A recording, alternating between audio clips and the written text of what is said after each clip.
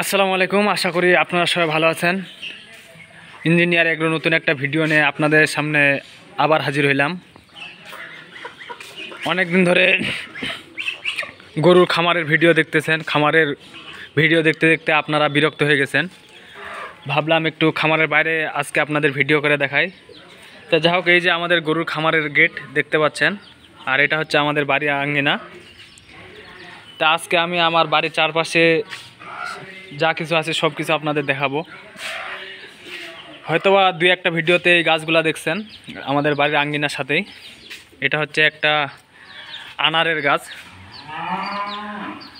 এটা কমলার গাছ। এবার কমলা আসে নাই, গতবার আসছিল, খুবই টক। এটা হচ্ছে সবেতার গাছ। এই যে অনেকগুলা মুকুল আসছে, অনেক মুকুল আসছে। এই যে খুবই ভালো হয়েছে। এপাশে অনেকগুলা কমলার গাছ আছে। এই যে কমলার গাছগুলো মাশাআল্লাহ অনেক ভালো হইতেছে, খুব যত্ন নেওয়া হয় এগুলার, এই জন্য হচ্ছে ভালো হয়েছে। এখানে একটা থাই পেয়ারার গাছ আছে, প্রচণ্ড খরার কারণে এই যে মুকুলগুলা জ্বলে গেছে, মুকুল আসছিল। এটা কলম করা পেয়ারা। এই যে এখানে কলমটা ছিল, এইটা হচ্ছে আমার 2 বছর আগে লাগানো হচ্ছে কমলার গাছ, এখন পর্যন্ত কোনো ফলাফল পায় নাই। খুব সুন্দর হয়েছে কমলার গাছটা, খুবই সুন্দর, বড় হয়েছে। আল্লাহ ভরসা এবার হচ্ছে কমলা পাইতে পারি সামনের সিজনে। এখানে একটা কমলার গাছ আছে, এগুলা হচ্ছে নিজস্ব কলম করা। পঞ্চগড়ের আটোয়ারি থেকে এগুলা ডাল নিয়ে আসছিলাম, একটা বড় নার্সারি থেকে, সায়ন বলে, ওই সায়নগুলা নিয়ে আসে বাতামি লেবুর গাছের সাথে লাগাইছিলাম। নিচের এটা হচ্ছে বাতামি লেবু, আর এখানে এই যে কলমটা, এই যে এখানে সব মিলে বাড়িতে বেশ কয়েকটা কমলার গাছ আছে। ওই পাশে একটা আছে। এই যে আমাদের মাটির চুলা, এক চুলা দিয়ে হচ্ছে দুইটাতে রান্না করি। এই যে এক মুখ, দুইটা চুলা। এই যে একটা চুলা, আর এখানে একটা। এটা হচ্ছে মূলত আমাদের গরুর খুদির ভাত রান্না করার জন্য ওই ডেক্সিটা, এটা অল টাইম এখানে থাকে। সকালে খুদির ভাত রান্না করি, সকালে খাওয়াই, এবং বাকিটা বিকালে খাওয়াবো। এই যে বিকালের জন্য স্টক করা আছে। এই পাশের একটা কমলার গাছ আছে। এই যে এটা ঘেরা দিছি, এটারও গ্রোথ মাশাআল্লাহ অনেক ভালো। এখন আপনাদের বাইরে নিয়ে যাই। আর এই যে গরুর ভিডিও তো অল টাইম দেখেন, ওটা ভিডিও আজকে স্কিপ করি, গরুর ভিডিও। যাব এখন আমার মিনি বাগানে।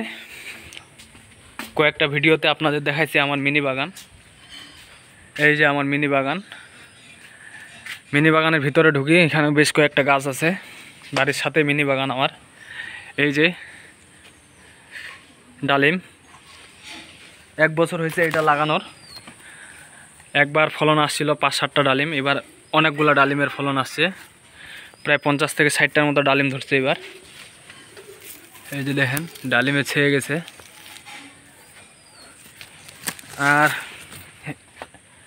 ডাবের গাছ, বড়ই গাছের এবার বড়ই খাইছে অনেকগুলা, বলসুন্দরী বড়ই। বড়ই সিজন শেষ হয়ে যাওয়ার পর হচ্ছে গাছটা পুরা নেড়া করে দিয়েছিলাম, ডালপাল কাটে দিয়েছিলাম, এখন নতুন ডাল আবার হয়েছে। বড়ই গাছের নিয়মই এই, বড়ই সিজন চলে গেলে হচ্ছে ডালপাল কাটে দেওয়ার লাগে, তাহলে হচ্ছে নতুন ডালে আবার ভালো ফলন আসে। এখানে ডালিমের গাছ আছে 2টা, নারিকেলের মানে ডাবের গাছ আছে 4টা। এপাশে একটা বলসুন্দরী বড়ই গাছ আছে, এটারও ফল খাইছি এবার, এটাও কাটে দিছিলাম, এটারও গ্রোথ মাশাআল্লাহ ভালোই। এটা হচ্ছে একটা কটবেলের গাছ, ফুল আসছিল, জ্বলে গেছে। লটকনের গাছ,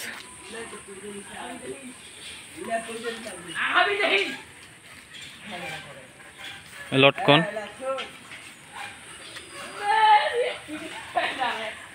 লটকনের গাছ এবার লাগাইছি। এ যাবত 3টা লটকনের গাছ লাগাইলাম, 2টা মারা গেছে, এটা এখন লাগছে। আর এটা বেলের গাছ, বাজার থেকে কিনে নিয়ে আসছিলাম 50 টাকা দিয়ে। এই বাগান বিলাসের গাছ, এগুলা উঠাই অন্য জায়গায় লাগাবো। এইখানে একটা পেয়ারার গাছ আছে, আর এখানে বড় একটা পেয়ারা গাছ আছে, এটা অনেক আসছে, ফুল আসছে, পেয়ারা ধরলে আপনাদের অবশ্যই দেখাবো। আর হ্যাঁ, আর একটা হচ্ছে আকর্ষণীয় জিনিস আছে, যেটা আপনাদের আমি প্রায় কয়েকটা ভিডিওতে দেখাইছি, যে আমরা হচ্ছে বাড়ির পাশে একটা জমিতে নিয়মিত ঘাস লাগাইতাম গরুর জন্য, কিন্তু প্রতিবারে ঘাস হচ্ছে অতিরিক্ত পানির ফলে মরে যায়। তো এবার ওই যে ঘাসের জমিটার যে কলা লাগাইছিলাম, দেখেন কলা কত বড় হয়ে গেছে। এই লিচুর গাছটা এবারে কিনছিলাম বাজার থেকে, এবারে লিচু আসছে, দেখেন লিচুগুলোর সাইজও বড়, বেশ কয়েকটা লিচু আসছে। এখানে একটা লিচুর গাছ আছে, আর একটা আছে এই যে এখানে, এটা চিপা পড়ে গেছে, এই জন্য হচ্ছে গ্রোথ কম, চারপাশে কলার গাছ এই জন্য। আর এই যে আমার কলার গাছগুলা, যারা কন্টিনিউ আমার ভিডিও দেখেন সব সময়, তারা হয়তো বা বলতে পারবেন, বুঝতে পারবেন। এটাতে আমরা নিয়মিত ঘাস লাগাইতাম প্রতি বছরেই গরুর জন্য, কিন্তু ঘাস অতিরিক্ত বৈশাখ মাসের পানির ফলে মারা যেত।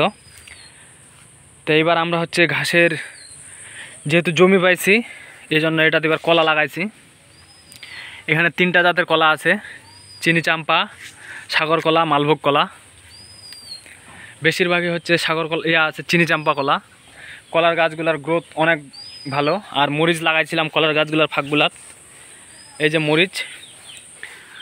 মরিচের যেহেতু সিজন শেষের দিক, এজন্য ফলন তেমন একটা নাই এখন, অনেক মরিচ খাইছি। এই যে,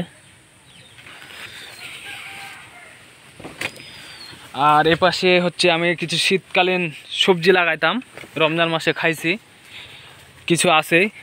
এই যে ডাঁটা শাক, আমরা ডাঁড়ি ফুরিয়া বলি, বিচি হয়ে গেছে। এই যে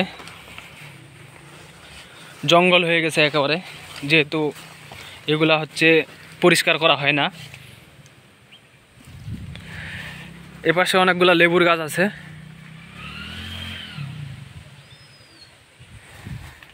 এই যে মাঠ দেখতে পাচ্ছেন, এটা সম্পূর্ণ এখন পরে আছে। আমাদের এদিক ব্যাপক হচ্ছে ভুট্টার আবাদ হয়, ভুট্টা শেষ হয়ে গেছে, এখন সব মাঠ পরে আছে। এগুলা এখন হচ্ছে পরে থাকবে কয়েক মাসের জন্য, সবগুলা আলু দিবে, কেউ আবার কলা দিবে, আপাতত এইভাবে পরে থাকবে। এই যে লেবুর গাছ এখানে আছে, লেবু আসছে। এই যে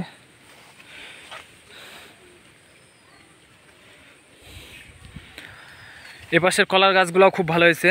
আর এখানে মরিচের গাছ ছিল, কামাই দিনাই, এই জন্য জঙ্গলে ভর্তি হয়ে গেছে। এই যে মরিচের গাছ ছিল, এখনও টিকে আছে, কামাই দিলেও আবার হবে, কারণ যেহেতু গাছগুলো আছেই। আর এখন যেহেতু বৈশাখ মাস, পানি হবে, গাছগুলা ভালো হবে। দেখি একদিন একটা মানুষ নিতে হবে, নিয়ে এগুলা পরিষ্কার করার লাগবে। মরিচের গাছ, অনেক মরিচ খাইছি। কলার গাছগুলো ভালো হয়েছে। এই পাশে হচ্ছে অনেকগুলা হচ্ছে লাল শাক হয়েছিল। এখন শাকের দাম অনেক কম, এই জন্য হচ্ছে বাজারে শাকের একটা চাহিদা নাই। আমাদের এদিক খুবই শাকের দাম কম।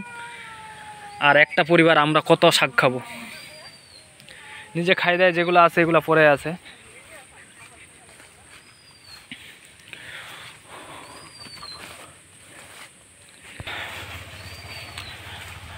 এই জঙ্গলগুলা সব বনমারা বীজ দিয়ে মেরে ফেলবো। এগুলা আপাতত মারতেছি না, কারণ হচ্ছে যেহেতু আমার রাজহাঁস আছে, আর রাজহাঁসের প্রধান খাদ্য হচ্ছে ঘাস। এই যে দেখেন আমার রাজহাঁসগুলা ঘাসের মধ্যে, এরা সারাদিন এদিকে বেশি থাকে, কারণ এরা গরুর চেয়েও বেশি ঘাস খায়। এই যে 4টা ছিল, একটা শিয়ালে নিয়ে গেছে।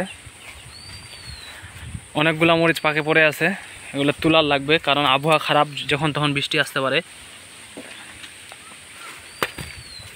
অনেক মরিচ পাকছে।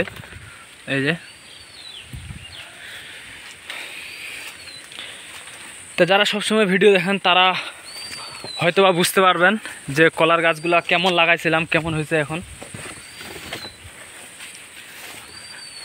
কলার গাছ মাশাআল্লাহ গ্রোথ অনেক ভালো। আর ভালো হওয়ার কারণ আছে, কারণ এই যে আমাদের হচ্ছে গরুর খামারের যে পানিটা, এই যে এই ময়লা পানিটা, এটা হচ্ছে আমরা এই কলার গাছের এদিকে হচ্ছে লাইন করে দিয়েছি। এই জন্য কলার গাছগুলো নিয়মিত পানি পায়, যার ফলে যেখানে পানিটা বেশি পাইছে ওই পাশে গ্রোথ বেশি হয়েছে। তো ঠিক আছে, এই ছিল আমার আজকের ভিডিও। আপনারা সবাই ভালো থাকবেন, সুস্থ থাকবেন। আসসালামু আলাইকুম, আল্লাহ হাফিজ।